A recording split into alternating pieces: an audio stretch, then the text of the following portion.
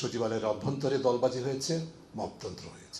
আমাদের চিত্র বিশ্লেষণটা আর একটুখানি শেষ করার আগে আমরা একটা অপরচুনিটি লস করেছি বলে মনে করি আমরা, টিআইবি মনে করি এটি। আমরা এই টিআইবি বিশ্লেষণের সাথে একমত হয়ে বলছি, আমাদের যে সম্ভাবনা তৈরি হয়েছিল 24-এর গণ অভ্যুত্থানের পরে চোরতন্ত্র পতনের মাধ্যমে, এবং এক ধরনের ধারণা এবং প্রত্যাশা তৈরি হয়েছিল যে চোরতন্ত্রের বাস্তব পরিবর্তন ঘটবে, চোরতন্ত্র শুধু ব্যাকসিটে যাবে সেটা নয়, কিন্তু পরবর্তী এবং সেটার ইতিবাচক সুফলে যেরকম কিছুটা প্রতিফলন ঘটেছে, অন্যদিক থেকে পরবর্তীতে দেখা যাচ্ছে যে ব্যাকসিটে শুধুমাত্র আছে, পতন হয়নি কর্তৃত্ব চোরতন্ত্র, যে কারণে এবং তার বিভিন্ন উপাদানগুলো আমি ইতিমধ্যে বলেছি, সেগুলোর কারণে আমাদের আসল ফলাফল যেভাবে প্রত্যাশা ছিল আমাদের জাতি হিসাবে, এদেশের মানুষ হিসাবে, নাগরিক হিসাবে, সেদিকে আমরা অগ্রগতি করতে পারিনি। এবং সেখানে কয়েকটা জিনিস রিপিট করছি, যে এই ফাউন্ডেশন ফর স্টেট রিফর্ম, রাষ্ট্র সংস্কারের যে ভিত্তিটা তৈরি হয়েছে, সেখানে ফ্র্যাজিলিটি বা ভঙ্গুর একটা অবস্থা বা দুর্বল একটা অবস্থা আছে। সেখানে কি কাজ করেছে? কোনো কৌশল কাজ করে না, অ্যাডহকিজম কাজ করেছে। পলিটিক্যাল অ্যান্ড ব্যুরোক্রেটিক রেজিস্ট্যান্স, রাজনৈতিক এবং আমলাতান্ত্রিক প্রতিরোধ এখানে কাজ করেছে। রাষ্ট্র সংস্কারের পর্যালোচনায়, রাষ্ট্র সংস্কার বিষয়ক আলোচনায় রাজনৈতিক দলগুলো যে এই সমস্ত সুপারিশের মাধ্যমে সরকারকে জনগণের কাছে জবাবদিহি করা সম্ভব, সেগুলোর বিরুদ্ধে দাঁড়িয়েছে, নোট অফ ডিসেন্ট দিয়েছে। অন্যদিক থেকে আমলাতন্ত্র, সরকারের যখন অর্ডিন্যান্স প্রণয়ন হয়েছে, সেখানে আমলাতন্ত্র সেখানে প্রতিরোধ সৃষ্টি করেছে। প্রতিটা অর্ডিন্যান্সকে আমরা আপনাদের মাধ্যমে ইতিমধ্যে প্রকাশ করেছি, যেগুলো আমরা বিশ্লেষণ করছি। প্রতিটা ক্ষেত্রে ইতিবাচক দিকগুলো কিছু কিছু রেখে, যেগুলো আসলে কৌশলগতভাবে গুরুত্বপূর্ণ, দুর্নীতি দুদক সংস্কার সহ, সেখানে কিন্তু আমাদের আমলাতন্ত্র প্রতিরোধ সৃষ্টি করেছে, প্রতিবন্ধকতা সৃষ্টি করে, যার ফলে রাজনৈতিক আমলাতান্ত্রিক সক্ষতার কারণে, কলিউশন যোগসাজশের কারণে রিফর্ম প্রক্রিয়া বা সংস্কার প্রক্রিয়া প্রত্যাশিত মাত্রায় পর্যায়ে যেতে পারেনি, অগ্রগতি করতে পারেনি, বরং প্রতিহত হয়েছে, ডিরেল হয়েছে বলে আমরা বলছি। যার ফলে যে যেমন দৃষ্টান্ত হিসাবে আমরা যেটা বলছি, দুর্নীতি দমন কমিশনের দীর্ঘদিনের প্রত্যাশা, আপনারা এই ঘরে যারা উপস্থিত, দেশের ঘরের বাইরে যারা শুনছেন দেখছেন, সকলের প্রত্যাশা দুদক একটা স্বাধীন, পরিপূর্ণ স্বাধীন, জবাবদিহিমূলক, কার্যকর প্রতিষ্ঠান হবে, দুর্নীতিমুক্ত প্রতিষ্ঠান হবে।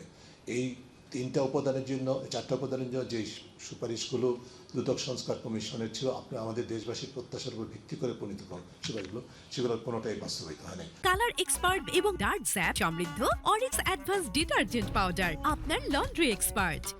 একটা অর্ডিন্যান্স হয়েছে, সেই আসলে সেই কর্তৃত্বপরায়ণতা এবং দুদকের অকার্যকরতা, জবাবদিহীনতাকে সুরক্ষা দেওয়ার জন্য, আমলাতান্ত্রিক নিয়ন্ত্রণ, দুদকের মধ্যে সুরক্ষার জন্য, দুদকে যারা দুর্নীতিগ্রস্ত কর্মচারী, তাদেরকে উৎখাত করা, তাদেরকে বহিষ্কার করা, বিচারালয়তে আনার যে সুনির্দিষ্ট সুপারিশ ছিল, কোনো পদক্ষেপ গৃহীত হয়নি।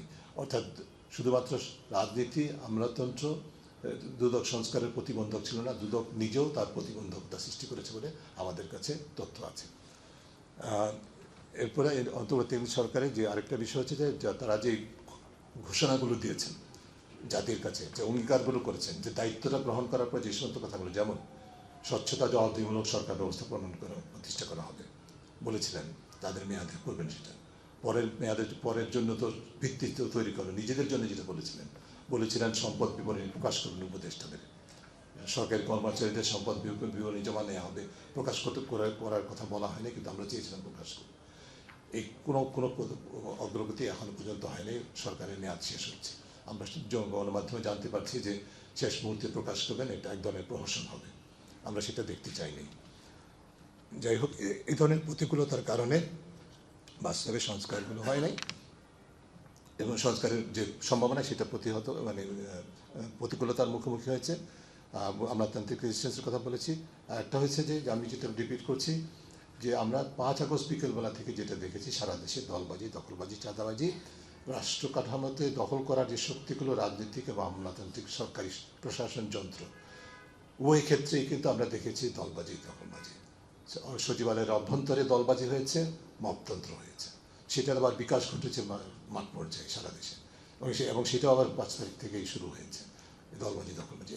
এক ধরনের মনোপোলাইজ যে দলবাজি ছিল বা একচেটিয়া দলবাজি ছিল, সেটার জায়গায় আরেকটা দলবাজি, আরেক ধরনের দলবাজি প্রতিস্থাপিত হয়েছে, যেখানে আবার কিছুটা দ্বিমাত্রিক, কোনো ক্ষেত্রে ত্রিমাত্রিক বা আছে দলবাজি, দখলবাজি। যার ফলে যে এই শক্তিগুলো, তারা ভেবেছে যে চোর পতন হয়েছে, ফাইন, কিন্তু এবার আমাদের পালা, এবার আমাদের পালা যে ভাব মানসিকতা সেটা সিনড্রোম আমরা দেখতে পেয়েছি, যে কারণে আমরা ভালো করতে পারিনি ফলাফল।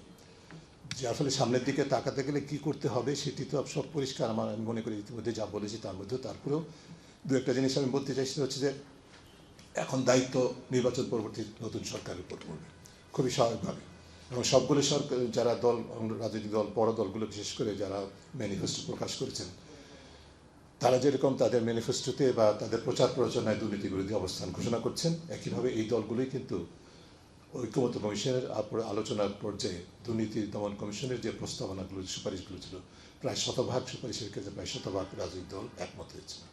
অর্থাৎ আমাদের রাজনৈতিক দল যারা ক্ষমতায় আসবে বা যারা ক্ষমতার বাইরের সংসদে থাকবে বা বিরোধী দলে থাকবে, তাদের সকলের উপরে দায়িত্বটা হবে এই যে অঙ্গীকারগুলো, যে ওয়াক দ্য টক, যারা যে কথাগুলো বলছে সেগুলো